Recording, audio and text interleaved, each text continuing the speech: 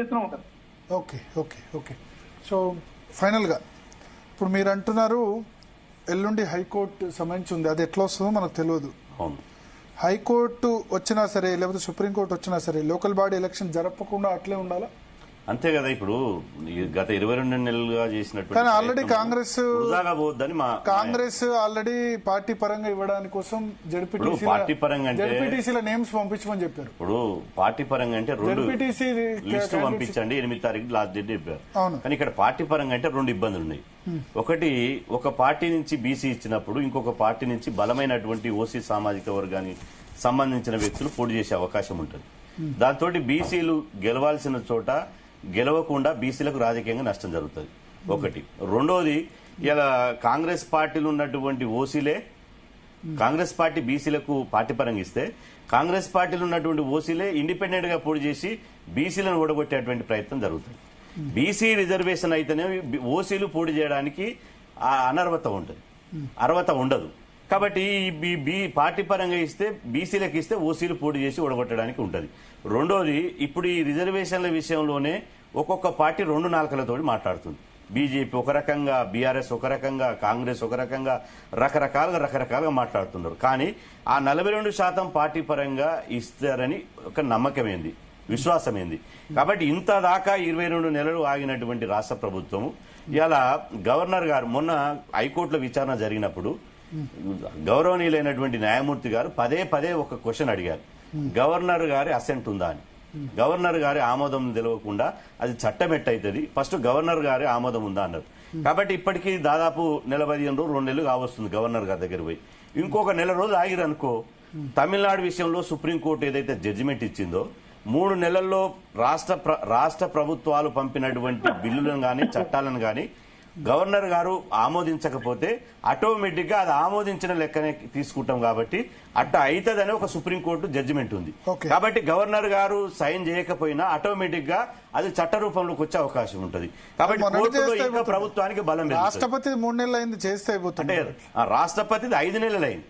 రాష్ట్రపతిది 5 నెలలు అయింది. కాబట్టి రాష్ట్రపతి గారు వారు స్వయంగా సుప్రీంకోర్టు సీజేకి ఒక లేఖ రాయారు. గవర్నర్ దాని గురించే కదా, 2 జడ్జిమెంట్లు ఒకటే. మరి చేస్తే దాన్ని రాష్ట్రపతి కూడా అంటే దీని మీద సుప్రీంకోర్టులో కేసు నడుస్తుంది కాబట్టి గవర్నర్ గురించి కూడా అబయన్స్ లో పెట్టిరు. కానీ గవర్నర్ గారు అంటే నాకు తెలిసి ఇప్పుడు సుప్రీంకోర్టు చీఫ్ జస్టిస్ గవాయ్ గారు ఉన్న సమయంలోనే, ఇంకా వారు కొద్ది కాలంలోనే రిటైర్మెంట్ అవుతారు, వారి సమయంలోనే దీని మీద నేను జడ్జిమెంట్ ఇచ్చిపోతా అని చెప్పి సూత్రప్రాయంగా చెప్పడం జరిగింది. కాబట్టి అప్పటిలోపు మాకు తెలిసిన సమాచారం ఏంటంటే, మేము సుప్రీంకోర్టు న్యాయవాదుల ద్వారా తెలుసుకున్న సమాచారం ఏంటంటే, ఒక నెల 15 రోజులలో ఆ కోర్టు కూడా డిస్పోజ్ అయ్యి అది పాజిటివ్ ఉంటుందా నెగిటివ్ ఉంటుందా తేలేటువంటి అవకాశం ఉంటుంది.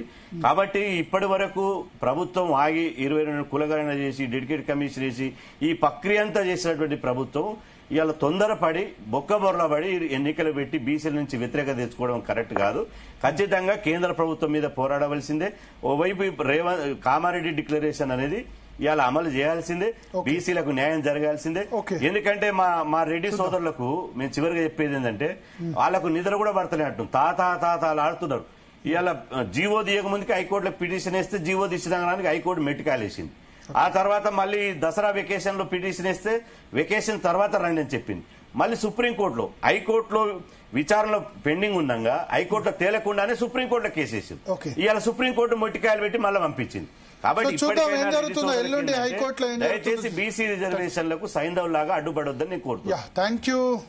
జాజుల శ్రీనివాస్ గారు, చరణ్ కౌశిక్ గారు, గంగుల కమలాకర్ గారు, అదేవిధంగా బొల్ల మల్లయ్య యాదవ్ గారు, శరత్ గారు, చిరంజీవులు గారు, వీళ్ళందరూ కూడా జాయిన్ అయ్యారు. సో మొత్తాన్ని స్పందన ఎల్లుండి చాలా తెలంగాణలో ప్రతి పల్లె కూడా ఎదురు చూస్తుంది ఎల్లుండి హైకోర్టులో ఏం జరుగుతుందని చెప్పి. ఎందుకంటే అందరూ 8వ తేదీ అప్పుడు వాయిదా పడ్డప్పటి నుంచి వెయిట్ చేస్తున్నారు. ఒకవేళ ఎల్లుండి హైకోర్టు క్లియరెన్స్ ఇచ్చిందంటే 9th నామినేషన్ షురూ అవుతాయి, పల్లెల్లో ఎన్నికల వాతావరణం వస్తుంది. సో ఎల్లుండి చాలా క్రూషియల్.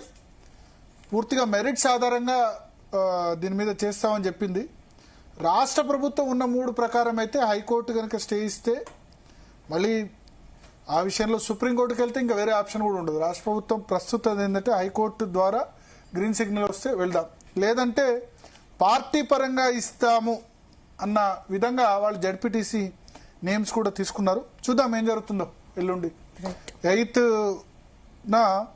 హైకోర్టులో హీరింగ్ ఉంది. అదే రోజు కంపల్సరీగా రెండు వైపుల రేవంత్ సర్కార్ నెక్స్ట్ ఏం చేసే అవకాశం అదే, అందుకని వాళ్ళు పార్టీ పరంగా ఇచ్చేందుకు ముందుకు వెళ్ళొచ్చు, లేదంటే సుప్రీంకోర్టు వెళ్ళడానికి కూడా ఆస్కారం ఉంది. బట్ సుప్రీంకోర్టు జడ్జిమెంట్ అదే ఉంది కదా, 50% దాటొద్దు జీవో దానికి సంబంధించి మెరిట్స్. వెళ్తే మళ్ళీ సుప్రీంకోర్టు వెళ్ళడం కూడా ఆప్షన్ ఉంది, లేదంటే ఎన్నికలు వాయిదా వేయడం. కానీ ప్రభుత్వానికైతే ఎన్నికలకు ముందు వెళ్దామన్నట్టే కనిపిస్తుంది మనకు ఈ ప్రిపేర్డ్నెస్ చూస్తుంటే. ఎన్నికలు వాయిదా వేసే పరిస్థితి కనిపించట్లేదు.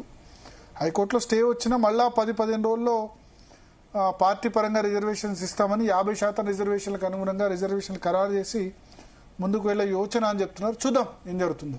రైట్. నెక్స్ట్ టాపిక్ డిస్కస్ చేసే ముందు DNA లో